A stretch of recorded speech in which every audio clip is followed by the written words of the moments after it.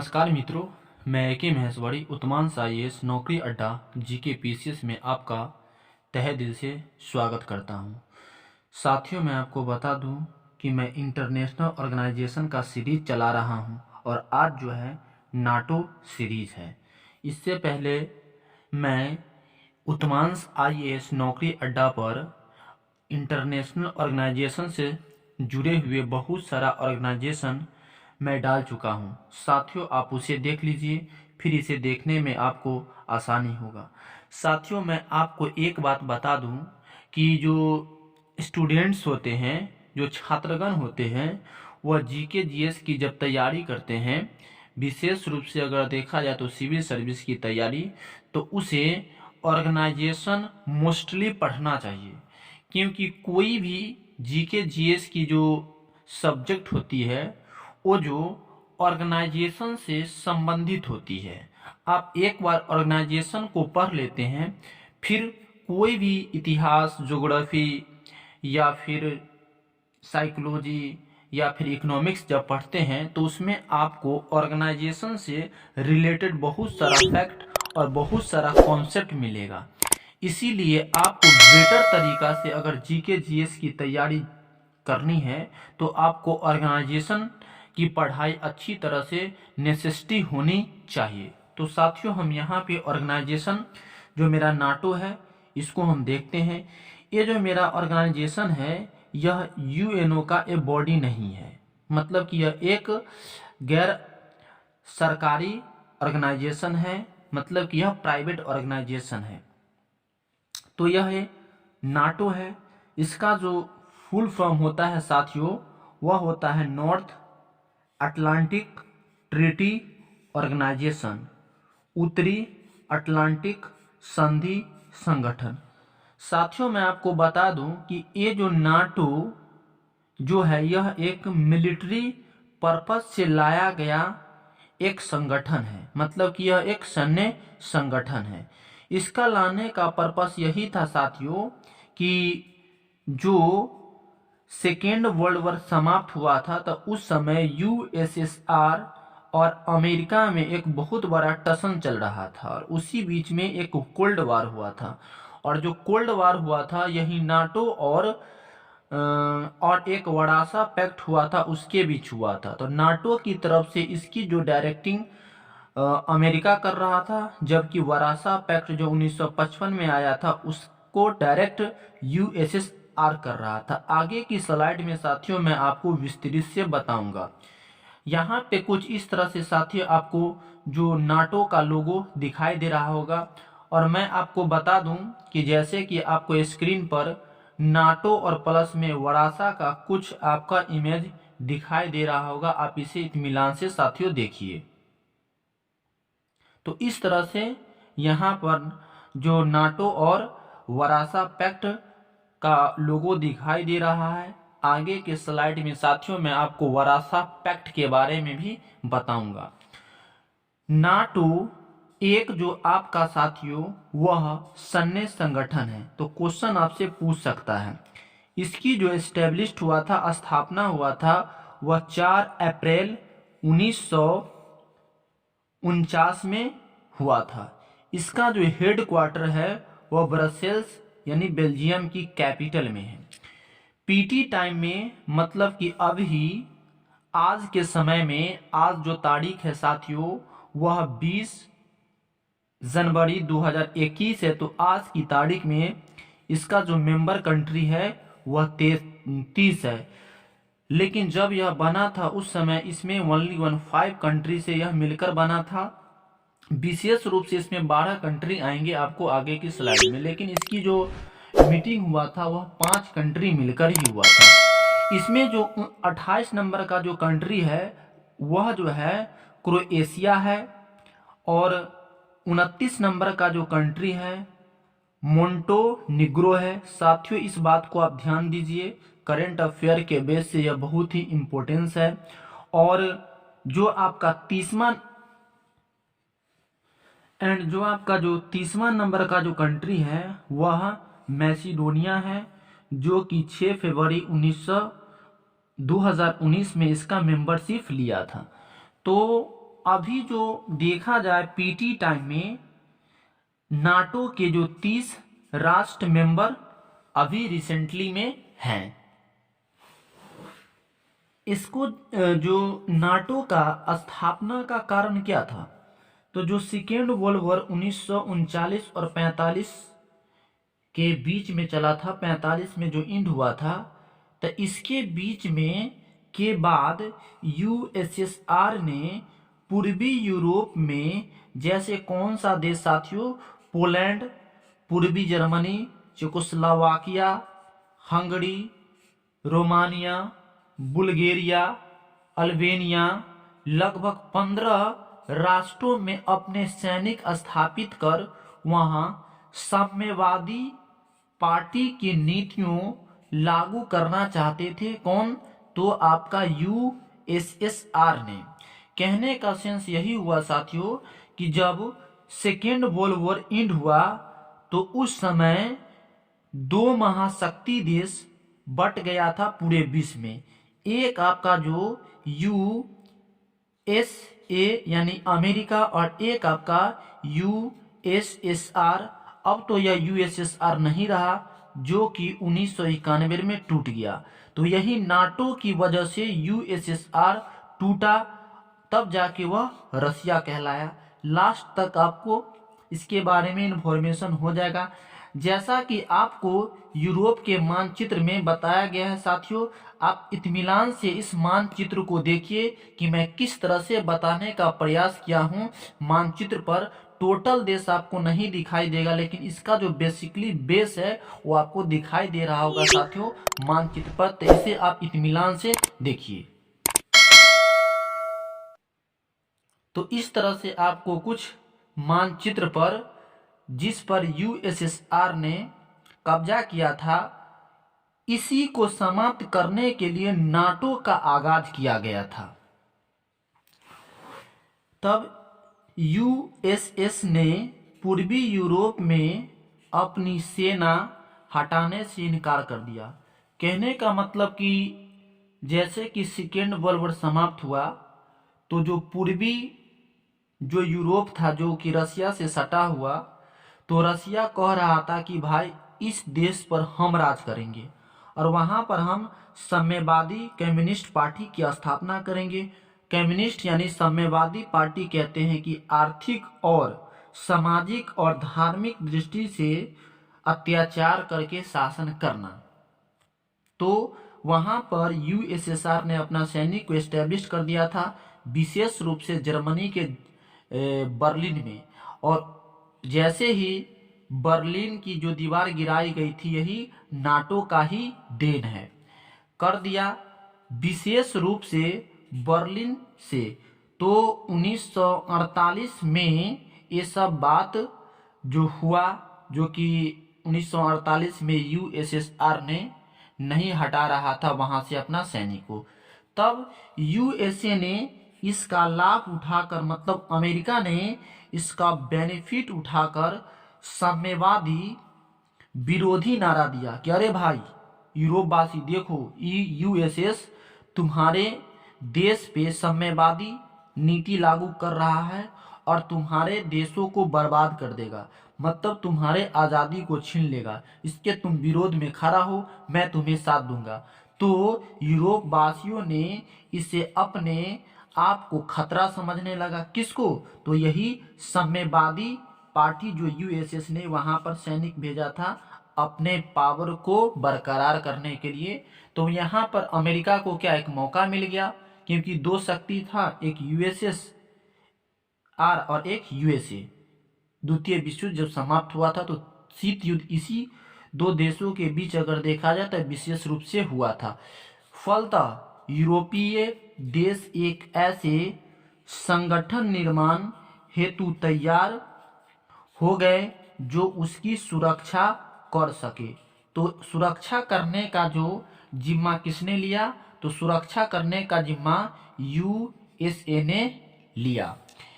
यूरोपीय देशों का जिम्मा अमेरिका ने उठा लिया, क्योंकि अमेरिका न चाहता था कि यूएसएसआर महाशक्ति बने, क्योंकि अमेरिका प्रथम विश्व युद्ध हो या द्वितीय विश्व युद्ध हो, दोनों में यह अपने शक्ति को बरकरार रखने के लिए एक देश को हथियार बेचता था और यहाँ भी कूटनीति अमेरिका रच दिया।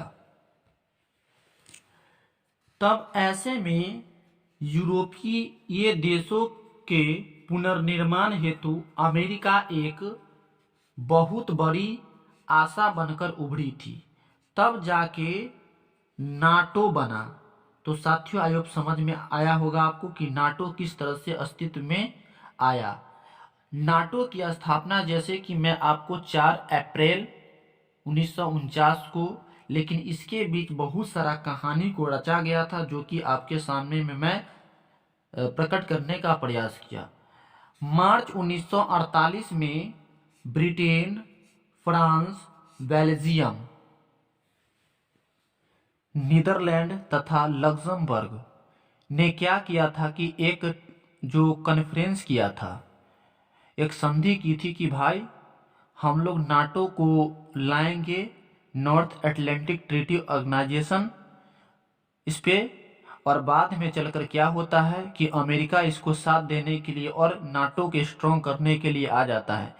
इन पांचों देश में सबसे रिचेस्ट कंट्री लक्समबर्ग, जिसकी कैपिटल लक्समबर्ग ही है।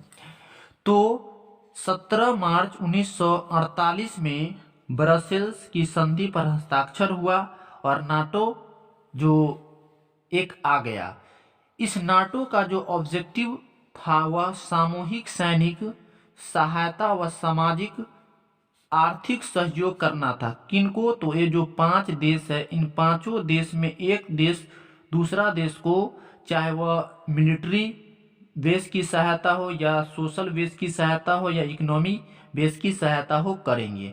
मतलब कि यदि एक देश या किसके विपक्ष में अभी काम कर रहे हैं तो यूएसएसआर के विपक्ष में। साथ ही संधियों ने यह वचन दिया कि यूरोप में इसमें से किसी पर भी आक्रमण हुआ तो, है ना, 4 राष्ट्र हर संभव सहायता करेंगे। कहने का सेंस यही हुआ कि ये जो 5 है, यदि ब्रिटेन पे यूएसएसआर आक्रमण करता है तो ये 4 देश आक्रमणकर्ता को मुकाबला करेंगे, मतलब कि ब्रिटेन को सहायता देंगे। फिर यहाँ पे जो है आपका साथियों नाटो 4 अप्रैल 1949 को वाशिंगटन डीसी में 12 देशों ने हस्ताक्षर किया और 12 देश के हस्ताक्षर से ही 4 अप्रैल 1949 को नाटो अस्तित्व में आ गया था। तो यह 5 देश ऑलरेडी साथियों आपको मैं ऊपर में बताने का प्रयास किया, फिर भी यहाँ देखिए, एक था मेरा ब्रिटेन, एक था फ्रांस, एक था बेल्जियम, एक था नीदरलैंड और एक था लक्समबर्ग। तो 5 ये देश, लेकिन कितने देश के हस्ताक्षर से नाटो आया था विशेष रूप से प्रॉपरली? तो 12 देश। तो 5 यहाँ पे और एक आपका जो है, ये आपका एक कनाडा हुआ, यूएसए हुआ, डेनमार्क हुआ, आयरलैंड हुआ, आइसलैंड हुआ, इटली हुआ, नॉर्वे हुआ और पुर्तगाल के जुड़ने से जो आपको नाटो 4 अप्रैल 1949 को अस्तित्व में आ गया था। किस कॉन्फ्रेंस के हिसाब से? तो वाशिंगटन डीसी में यह बैठक की गई थी, हस्ताक्षर की गई थी। तो क्वेश्चन साथियों आपसे ये भी पूछ सकता है कि किस या कहाँ पे नाटो के प्रॉपर 4 अप्रैल 1949 को मीटिंग हुआ और नाटो एस्टेब्लिश्ड हुआ? तो वो Washington DC, District of Columbia. NATO का जो मुख्यालय ब्रसेल्स, साथियों मैं ऊपर के भी स्लाइड में मैं आपको बता चुका हूं, जिसकी कैपिटल ब्रसेल्स है। अलाइंड कमांड ऑपरेशन का जो हेड क्वार्टर वह मोन्स में है। फ्रांस जो है 1966 में नाटो से अलग हो गया, क्योंकि नाटो अब नाटो नहीं रहा। यह कौन कह रहा था? फ्रांस कह रहा था कि भाई यूएसए और यूके नाटो में ज्यादा डोमिनेट कर रहे हैं, मतलब कि इंटरफेयर कर रहे हैं, यह ज्यादा हैंगरी या दादागिरी दिखा रहे हैं। बट फिर रिज्वाइन, फिर से यह 1909 में फिर यह ज्वाइन ले लिया। फ्रांस कहा कि चलो भाई जो भी हमसे गलत हुआ, गलत शिकवा, इसको दूर करो। फिर यहाँ पर इसका ऑब्जेक्ट जो, या इससे पहले भी साथियों मैं इसका ऑब्जेक्टिव के बारे में, उद्देश्य के बारे में बताया, फिर भी यहाँ एक बार इसे देखिए।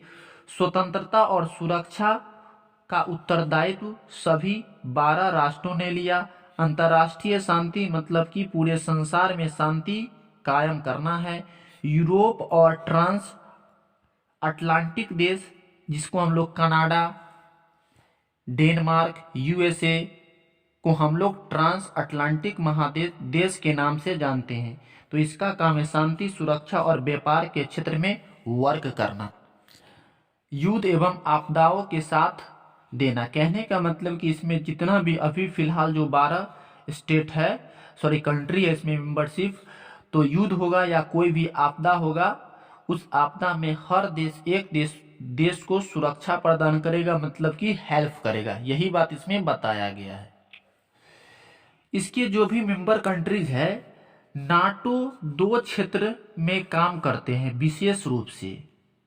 एक क्षेत्र है नाटो डेलीगेशन और दूसरा क्षेत्र है मिलिट्री रिप्रेजेंटेटिव। तो मिलिट्री रिप्रेजेंटेटिव और नाटो डेलीगेशन क्या होता है? तो नाटो डेलीगेशन में नाटो का जो वर्क है न्यूक्लियर प्लानिंग ग्रुप, कहने का मतलब कि जो भी न्यूक्लियर से रिलेटेड वर्क होगा वह नाटो डेलीगेशन में होगा। एंड नॉर्थ अटलांटिक काउंसिल, यानी नॉर्थ अटलांटिक में जो भी विचार विमर्श होगा वह नॉर्थ अटलांटिक काउंसिल कौन करेगा? तो नाटो डेलीगेशन करेगा।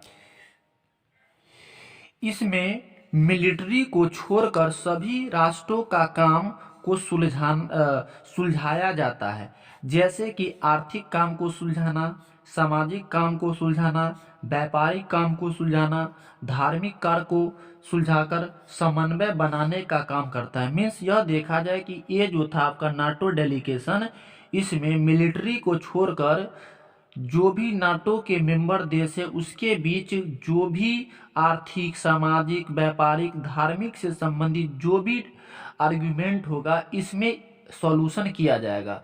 बट जो आपका मिलिट्री रिप्रेजेंटेटिव है तो इसमें क्या होगा? मिलिट्री कमेटी ही रहेंगे। कहने का मतलब कि इसको हम बोल सकते हैं कि इसमें जो भी मारपीट, झगड़ा, लड़ाई से जो भी वर्क होगा वह इसमें सुलझाया जाएगा। मतलब कि इसमें आपको ऐसा समझ सकते हैं कि फौजदारी मामला, जबकि इसमें दीवानी मामला। इंटरनेशनल मिलिट्री स्टाफ, कहने का मतलब कि पूरी दुनिया में अगर मिलिट्री से रिलेटेड जो भी मुद्दा होगा इससे इसमें सुलझाया जाएगा। इसको हम लोग बोल सकते हैं अलाइड, है ना, कमांड या allied command transformation, allied command operation. तो कहने का मतलब कि इंटरनेशनल मिलिट्री स्टाफ के अंतर्गत 2 बॉडी कर दिया जाता है नाटो के द्वारा। इसमें अलाइड कमांड ऑपरेशन और अलाइड कमांड ट्रांसफॉर्मेशन। इसमें सैन्य से संबंधित यानी मारपीट, झगड़ा, लड़ाई वाले मुद्दे को सुलझाया जाता है नाटो के द्वारा। तो आइए साथियों, इसका जो यहाँ पे आपको जो दिखाई दे रहा होगा, मेंबर कंट्रीज के 2 काम है, 2 क्षेत्र में काम है। एक आपका नाटो डेलीगेशन एंड दूसरा मिलिट्री रिप्रेजेंटेटिव। अब साथियों ये बात बताइए कि नाटो जब यूएसएसआर को दबाने के लिए यदि आया तो क्या जो विरोधी कैंडिडेट होते हैं, क्या सामने वाले कैंडिडेट को दबाने के लिए क्या कोई रूल एंड रेगुलेशन अप्लाई नहीं करते हैं? करते हैं। तो यहाँ पर जो यूएसएसआर नाटो के विरुद्ध में एक पैक्ट लाया, मतलब कि एक ऑर्गेनाइजेशन लाया जिसका नाम वह है ना वरासा पैक्ट दिया, यानी संधि दिया। मतलब कि यहाँ पर साथियों आप थोड़ा वरासा के लोगो आपको स्क्रीन पर देख लेना चाहिए कि कैसा है। साथ में आपको नाटो का भी लोगो देख लेना चाहिए। तो साथियों आप वरासा और नाटो के लोगो को आप थोड़ा से देखिए कि इसमें क्या क्या डिफरेंसेस है। तो साथियों इस तरह से आपने वरासा और नाटो के लोगों को देखा। अब से यहाँ पर क्या होगा कि नाटो के विरोध में वरासा आया, तो यूएसएसआर ने 1955 में, है ना, यानी 14 मई 1955 को नाटो के विरुद्ध में क्या लाया, तो वरासा पैक्ट लाया। जबकि जो यूएसएसआर जो था वह 1991 में विघटन हो जाता है। कहने का मतलब कि जैसे ही 1991 में वरासा पैक्ट समाप्त होता है, यूएसएसआर विघटन हो जाता है और यूएसएसआर से लगभग 15 देश बाहर निकल के चला जाता है, और इसी को हम लोग बोलते हैं यूएसएसआर विघटन। और उस समय से यूएसएसआर रूस के नाम से जाने जाता है। इसको हम थोड़ा देख लेते हैं। Warsaw treaty organization of friendship, cooperation and mutual assistant. कहने का मतलब कि जैसे नाटो यूएसएसआर को पीछे करने के लिए जो साम्यवादी पार्टी पूर्वी यूरोप में एस्टेब्लिश कर रखा था यूएसएसआर, और वहां से अपने सैनिक को नहीं हटा रहा था, तो इसके लिए अमेरिका प्लस पूर्वी देशों के शक्तियों ने नाटो की स्थापना किया। किसके विरुद्ध में, तो यूएसएसआर के विरुद्ध में। तो यहाँ पर नाटो के विरुद्ध में यूएसएसआर ने वरासा पैक्ट लाया। तो यहाँ पर Warsaw treaty organization on friendship of cooperation and mutual assistant के नाम से नाटो के विरुद्ध वरासा आया। इसमें देश जो था वह अल्बानिया था, रोमानिया था, पोलैंड था, पूर्वी जर्मनी था। विशेष रूप से साथियों आपको मिलता होगा कि जर्मनी के जो बर्लिन का दीवार था वह गिराया गया था। तो यही नाटो प्लस वर्सल के जो आर्ग्यूमेंट हो रहा था उसमें गिराया गया था। हंगरी, चेकोस्लोवाकिया, बुल्गारिया, यूएसएसआर, ये सब राष्ट्रों यूएसएस के जबरदस्ती से बना था। कहने का सेंस यही हुआ कि ये जो राष्ट्र है 15 यहाँ पर होता है, लेकिन यहाँ पर साथियों मैं 8 लिखा हूँ, 15 इसमें से एवं देश है। तो ये सब जो देश थे यूएसएसआर के जबरन इसके ग्रुप में, यानी वर्सल जो ट्रीटी था उसमें यह सम्मिलित था, अपने मन से नहीं था। ये लोग नाटो में जाना चाहते थे, लेकिन इसके धमकी से, डराने से यह देश इसके पक्ष में यूएसएस में आ गया था।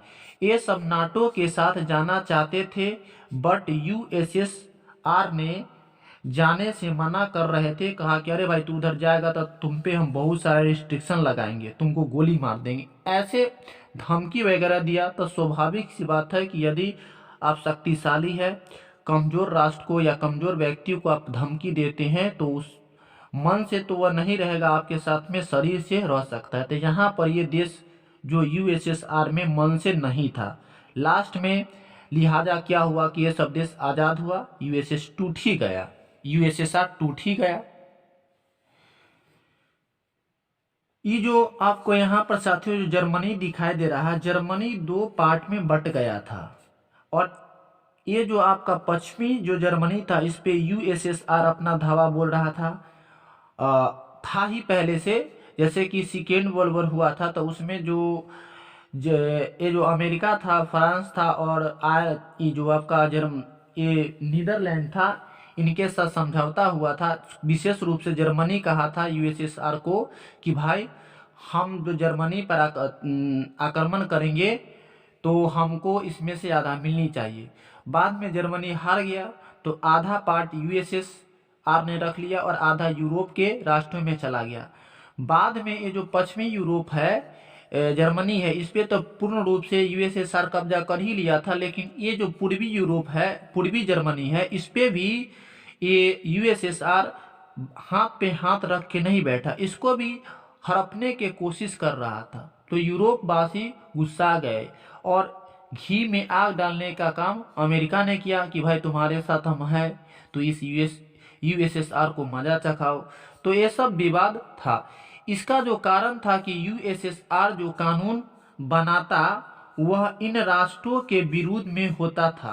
कहने का मतलब कि किन राष्ट्रों को, जैसे कि आपको ऊपर में साथियों यहाँ पर चेकोस्लोवाकिया, बुल्गारिया, ये सब जो राष्ट्र बताए हैं, ये इनके हित के लिए कानून न बनाते थे, अपने हित के लिए वहां पर अपने शासन जमाने के लिए कानून बनाते थे। कौन? तो यूएसएसआर। यही वजह था कि जो यूएसएसआर के विरुद्ध में यूरोपीय देश हो गए थे। फाइनली जो हुआ यूएसएसआर 1991 में टूट जाता है। वारासा पैक्ट जो था उसका जो हेड क्वार्टर था वह मॉस्को यानी रूस में था। ये जो था वारासा पैक्ट जो यूएसएसआर ने बनाया था, इसका जो ऑब्जेक्टिव क्या था, मतलब कि इसका उद्देश्य क्या था बनाने का, तो वारासा संधि का मेन उद्देश्य यह था कि नाटो में शामिल देशों का यूरोप से मुकाबला करना है। कहने का मतलब कि नाटो में जो देश था शामिल, जैसे कि 12 देश था उस समय, लेकिन अभी तो 30 है, उस समय जो 12 था, ब्रिटेन था, फ्रांस था, ये जो देश था, इसके विरोध में यूएसएसआर ने जो वारासा पैक्ट किया तैयार। 25 फरवरी 1991 को हंगरी में हुए एक सम्मेलन में यह संधि समाप्त हो गई। कौन सी संधि? तो वारासा जो यूएसएसआर जो तैयार किया था वारासा पैक्ट के थ्रू नाटो का मुकाबला करने के लिए, तो वह 25 फरवरी 1991 को हंगरी में यह समाप्त हो गया। ऐसे तो 1 जनवरी 1991 में यूएसएसआर ब्रोक हो गई, मतलब कि टूट गई, और तब जाके यूएसएसआर रसिया में बदल गई। तो साथियों, हम लोग जो पढ़ते हैं इतिहास में कि यूएसएसआर जो टूटा, सोवियत संघ जो टूटा, वह रूस कहलाया। कैसे? तो यही नाटो और वारासा पैक्ट के हिसाब से टूटा। इसका जो कारण था, युद्ध था प्रथम द्वितीय विश्व युद्ध। नोट में यहाँ पर साथियों थोड़ा देख लेते हैं कि नाटो की स्थापना के बाद वर्ल्ड में और विशेषकर यूरोप में अमेरिका तथा तत्कालिक यूएसएसआर दो महाशक्तियों के बीच युद्ध खतरनाक मोड़ लेने लगा। साथियों, हम लोग पढ़ते हैं शीत युद्ध यहाँ पर निकल के इसी वारासा और नाटो पैक्ट से आता है। नाटो के प्रतिकार के कारण, कहने का मतलब कि नाटो जो था उसके बदले में, यानी नाटो को मुकाबला करने के लिए, इसको खत्म करने के लिए यूएसएसआर ने कौन सी पैक्ट लाया? तो वारासा पैक्ट। तो यही वारासा और नाटो के बीच में जो 1946 से 1991 में जो चला था, आर्ग्यूमेंट चला था, इसी को तो हम लोग साथियों शीत युद्ध कहते हैं। तो शीत युद्ध कहाँ से जाता है? तो यही नाटो और वारासा। इसीलिए नाटो को पढ़ना बहुत ही महत्वपूर्ण और बहुत ही शक्तिशाली हो जाता है साथियों। अब यहाँ पर साथियों हम कुछ न्यू चीज देख लेते हैं, जैसे कि थोड़ा बहुत हम कोल्ड वार के बारे में देख लेते हैं, क्योंकि कोल्ड वार वारासा और नाटो के विरुद्ध हुए वाक शक्ति से ही निकला हुआ यह एक युद्ध है। तो कोल्ड वार यानी शीत युद्ध का आगमन हो गया जो 1946 से स्टार्ट होकर जो 1991 तक चला। यह कैसे हुआ? तो शीत युद्ध नाटो और वारासा दो संगठन में हुए, है ना, वाक युद्ध ही शीत युद्ध का रूप धारण कर लिया था। तो साथियों, आपसे पूछ सकता है कि शीत युद्ध जो उत्पन्न हुआ था किन दो संगठनों से? तो एक आपका नाटो था और एक आपका वारासा। तो नाटो को जो डायरेक्ट कर रहा था अमेरिका, जबकि वारासा को जो डायरेक्ट कर रहा था वह यूएसएसआर, अब तो वह रसिया कहलाया। नाटो या अमेरिका, वारासा या यूएसएसआर, यहाँ पर आर। तो हमें नाटो अगर कहीं रहता है तो उसे हमको अमेरिका के पर्पज से देख लेना है, और वारासा रहता है तो उसे हमको यूएसएसआर के पर्पज से देख लेना।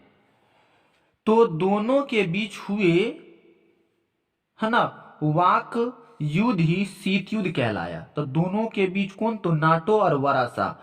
तो नाटो और वारासा का रिजल्ट शीत युद्ध कहलाया। तो आप अनेक तरह से शीत युद्ध की परिभाषा दे सकते हैं। 1990 से 91 में यूएसएसआर के विखंडन के साथ शीत युद्ध समाप्त हो जाता है।